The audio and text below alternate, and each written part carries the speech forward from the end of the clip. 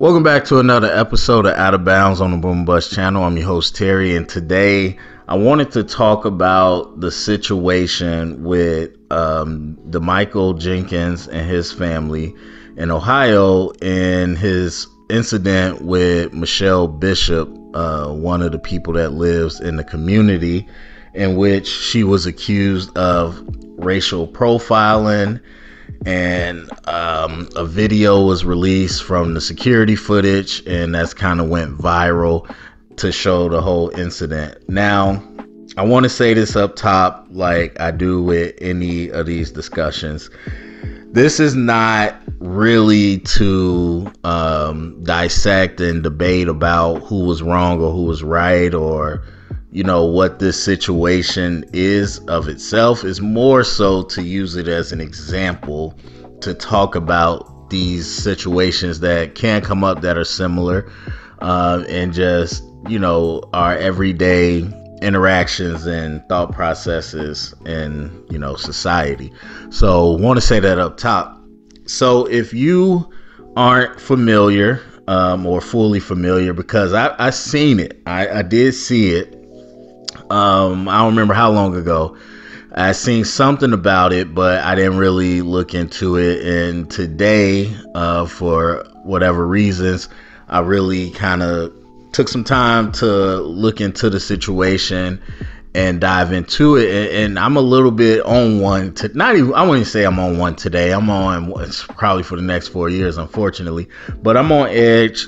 And these things, a lot of times, I think most people, my guess is that they try to get away from it, which is why you always hear no politics in sports, or no politics in this, or I'm trying to escape and all that. And, that's fine. I do think there's a place for that, and I've definitely been doing some of that recently.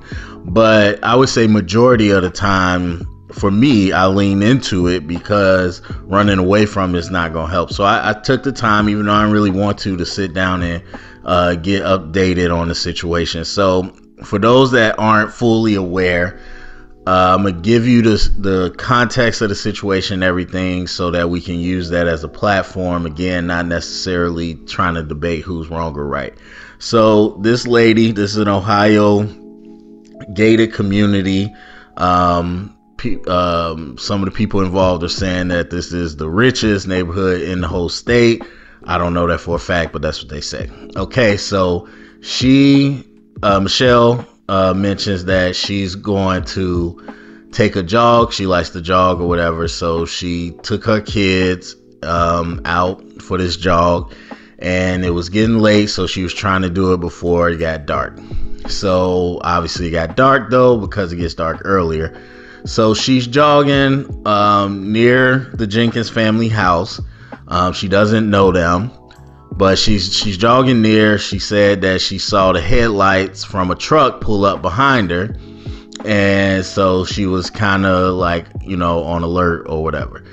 And then the truck kind of slows down as she was waiting for it to pass, because she's jogging in the street. And waiting for it to pass. Truck kind of slows down, so she feels like she's being followed.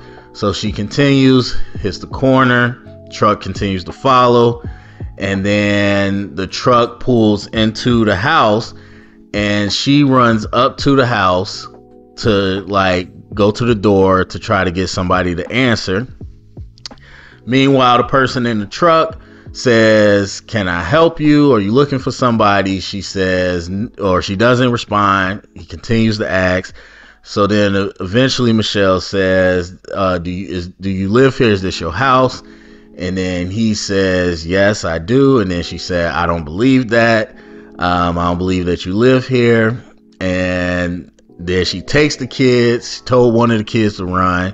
And then she takes the little baby and books it. And she takes off running while screaming, "Help." So then she ends up at a different person, I guess neighbor, if you want to call everybody neighbor. She ends up at a different person's house, asks if she could come in because she was scared. So she was talking to the neighbor. She called the cops, explained the situation, blah, blah, blah. Now, well, we'll get back to that. So eventually her husband gets back. She's able to link up with him, and so they go over there to get the stroller because she dropped the stroller when she booked it. And so they are able to go back. They start talking to Mrs. Jenkins, excuse me. And then the Michael comes out.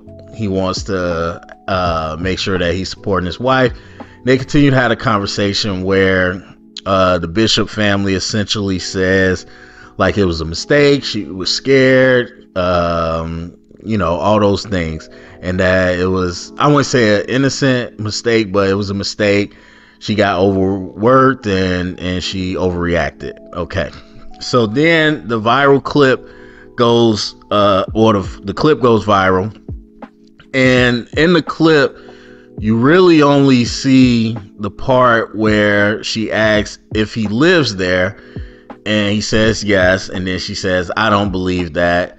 I don't believe that. And then she ends up booking it. And then we see the exchange later where they come back to get the stroller. So the full context isn't there. Now, again, from listening to her retell the story, from listening to the Jenkins family retell the story and able to put the pieces together, there's a lot of layers to what's going on. And as I said, this is not about a debate about this situation. It's obviously not condoning anything she did. That's not what this is. So I don't want to hear any of that. But looking at, like, again, removing the actual people and everything and just looking at the actual interaction, there's a lot of layers to what's going on here. Obviously, you have the popular discussion about racial profiling, this idea that this black man doesn't look like he lives in this neighborhood, all these different things. So that is 100% a legitimate argument. And I would say overall, this is all on both sides. Any side is discussion. It's a trigger effect. A lot of people are being triggered due to past interactions that they either personally experienced, that they saw or heard about or read about. And so having these moments creates that type of, emotional reaction. Same, no different than the Fade in the Water, the Alabama Brawl, whatever you want to call it, where, yes, there's a lot of jokes and all that, but there was this real sense, obviously by the people there, and this real sense from people watching, that this black man was being attacked by this group of white people who were disrespecting him and everything. And kind of the powerlessness and what that image kind of reminds you of evokes those emotions and feelings. And same thing here. So when you watch it, you're immediately filling in blanks.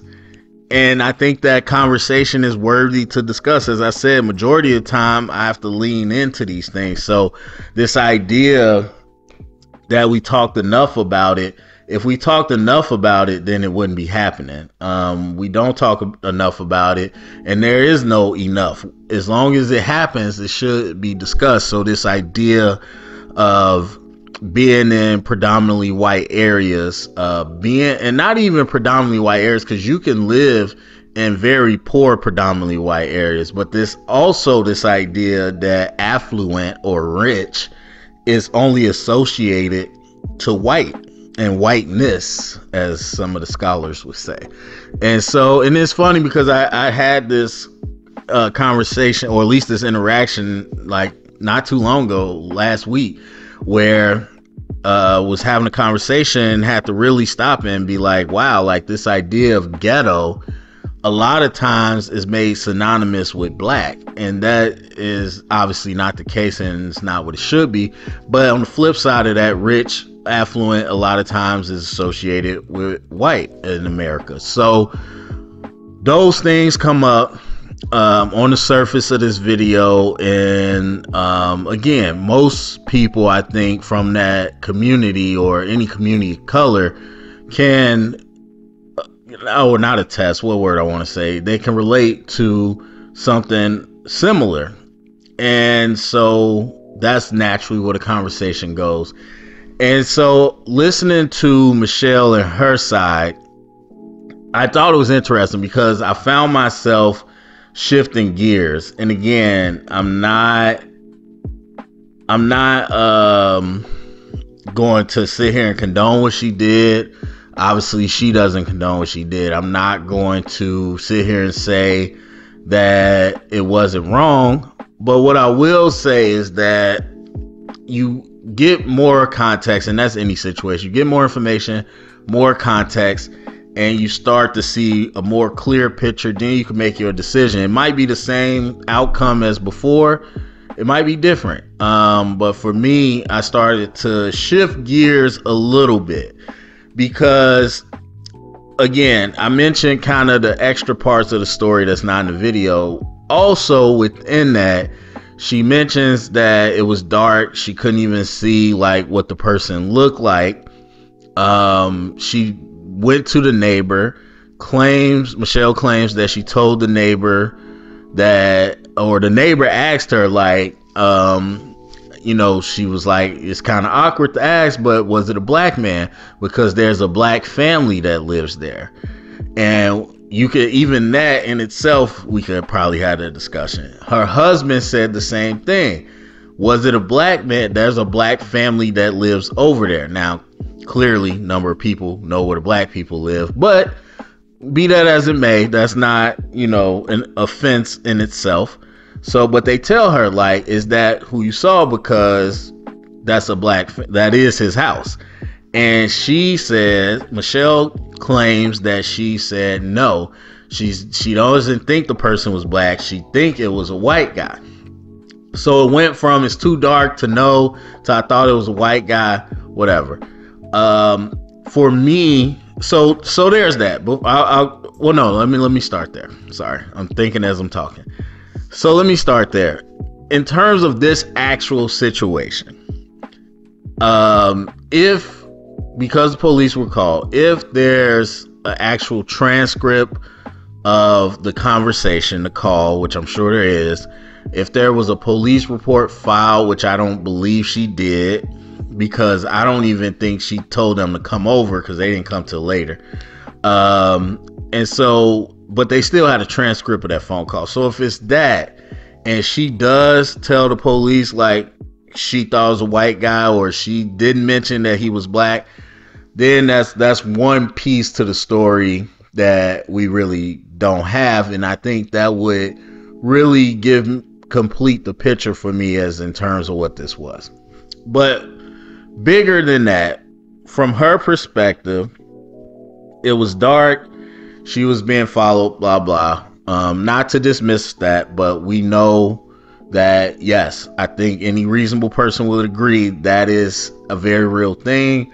Whoever you are, but especially being a woman as well. A lot of people who are women feel that they identify with the need to be extra precautious at night. And the facts are the facts, man. A lot of people are into the crime stuff now. Obviously, we have a lot more content, a lot more news. So some people watch all this serial killer stuff. I don't know why, that's not my stuff, but they watch this stuff. They watch these true crimes. They watch these cop shows. They watch these documentaries. We know a lot more about human trafficking. We know a lot more stuff, and they enjoy it, whatever, to each their own. But then they go outside and operate with an overactive sense of emergency. And again, I'm not knocking nobody for that, but that is a factor. But anyway, so that's a real thing. That's not Michelle specifically. That's just a general thing. So you out there, it's dark. Obviously, you got your kids, and then you feel like a truck is following you. She mentions a number of incidents that happened to her in her past, including some stalker behavior that happened between someone was stalking her and her husband. She mentioned sexual assault. She mentioned a number of things that happened to her. And she mentioned, I believe she said it was in Texas. So this was a different place. But growing up, she's had these incidents where she felt like her safety was violated by a man. She even at one point says, I don't know what color it is, I just know it's some man in that truck. So this is where a lot of discussions, I don't know if I want to say get derailed, but I think it's purposefully shifted. A lot of discussions happen here because you have multiple people of minority identity, and each of those identities means something different. And then of course you got intersectionality as well, where you got multiple identities. But in this case, we're talking about someone who's black and someone who's a woman. And a lot of times, like I said, the conversations will get shifted to appeal to different people. The words get shifted so that you get people on your side. And like most things in today's discourse with the internet, it gets boiled down to black or white, 0, 100, left or right. And obviously, none of the times is it that simple. But also we lose a lot of the actual nuance where we make it this thing that only one can be right. There's a very legitimate conversation about being a black man as much as there is about being a white woman. And I don't think you need to dismiss either of those to look at this situation and have thoughts on it. And so when I listen to her tell a story, and she posted this long viral video. Now, first thought, honestly, for me, white tears. She's sitting here fake crying. I say fake crying because immediately turns it off at one point when one of her kids was around, then goes back to crying. Reminds me of my baby niece. So either way, you have her crying and everything and talking about how she's not racist. So immediately I'm thinking white woman tears. Here we go. And that's just the truth of it. But when you continue to listen to it, and again, if you take it at face value, you have a situation here where this woman has had trauma, or I gotta find a new word just because I found out recently listening to the psychology book that technically trauma only deals with death. But either way, what a lot of people call trauma. She's had negative interactions. Let's say that she has negative interactions in the past with this type of behavior, but specifically with men. And so there's, again, nothing wrong with having these triggering feelings based on something that you experienced or saw or read about in the past, because that's, again, you're filling in the blanks. And so is there a situation, and then I guess the other thing I forgot to mention, I knew it was something. She mentioned that it's not a well-lit area. I don't know. I ain't never been there. I ain't looked it up. If it's not well-lit, then yeah, there's something to that too. But you're in this, is there a situation where you're walking around your neighborhood that you think is safe-ish? Because if you were really super scared, you wouldn't be out there, let alone with your kids, let alone in the middle of the street. But is there a situation where you're out, it's getting dark, gets dark pretty quick, and you see this truck and you kind of go into, I wouldn't say panic mode, but fight or flight mode. You get triggered and you're reliving some of those negative experiences you had. Absolutely. So then she says she get out of the street, get onto the sidewalk so the truck go by. It doesn't go by. It continues to slow down. So then she keeps going. Now this truck has parked in front of her. Now in my mind, I'm like, just keep walking. And if the truck stopped, then just keep walking. Now if the truck pulls out and keeps following you, then yeah, we got a problem. So I think there's one more step.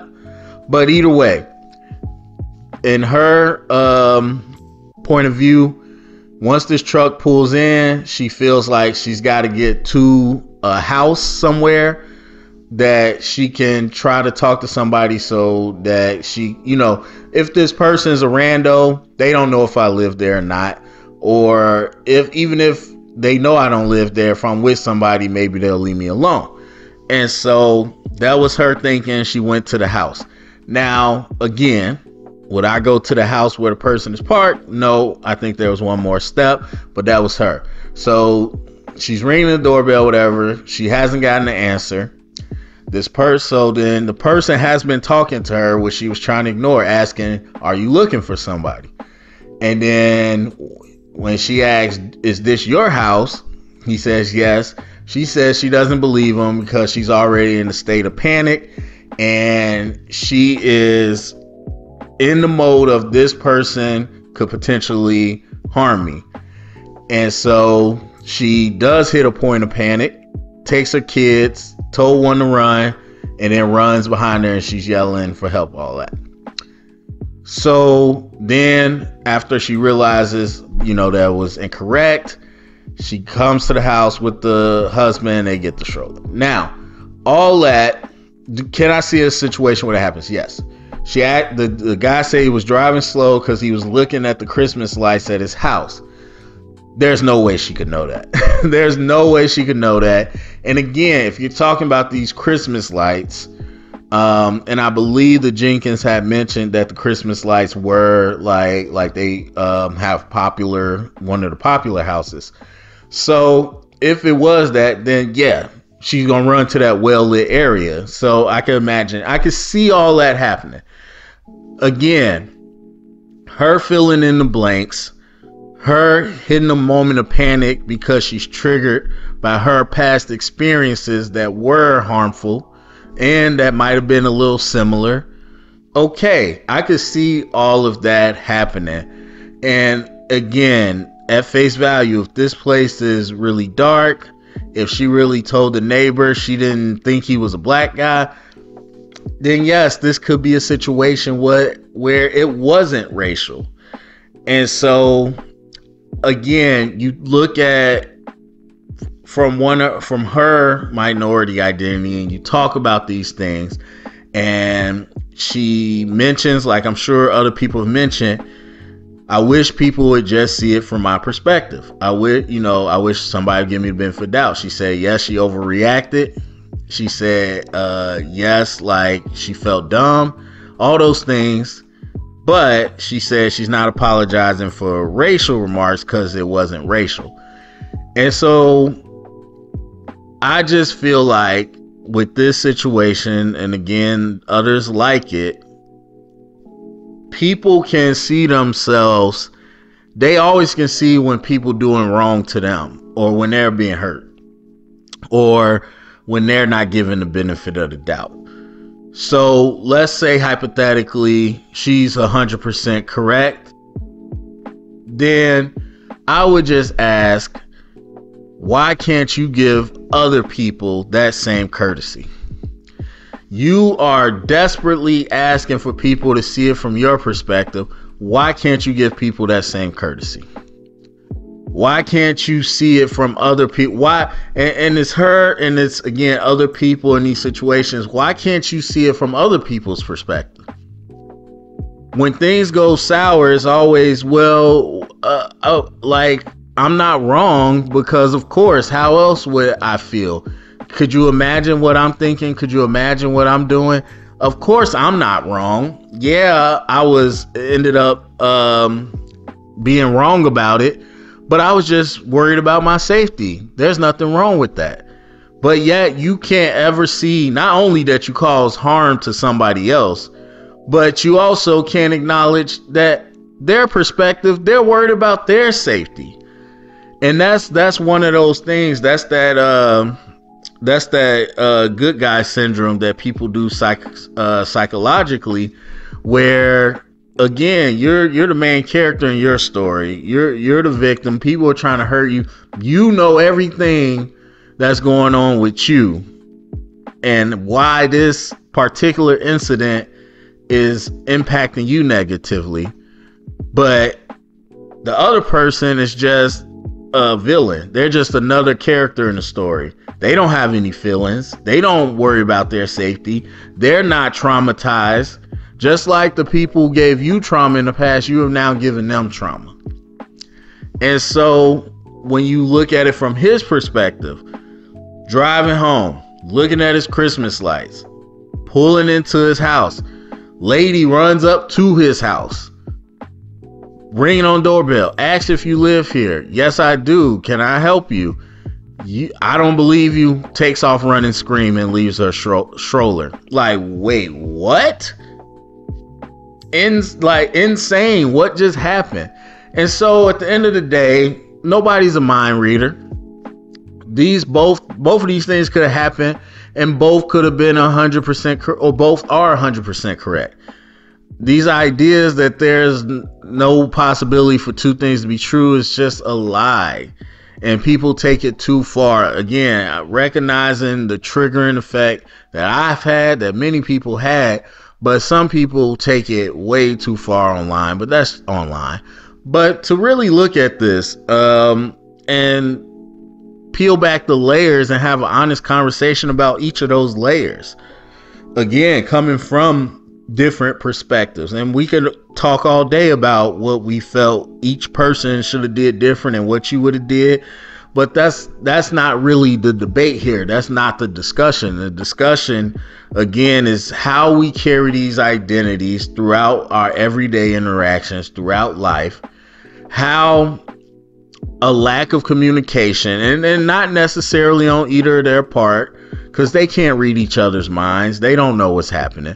But when communication is absent, purposefully or not, things can escalate because we start filling in our own blanks based off our own trigger and our own trauma.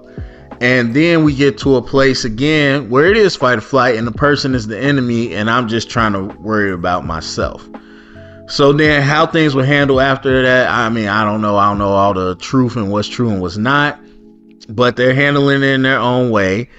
And it is, I think, again, always going to be an important discussion to talk about and just really look at it from both sides, honestly, and peel back those layers. Again, in terms of the actual situation, there's some information that would make me feel one way or another.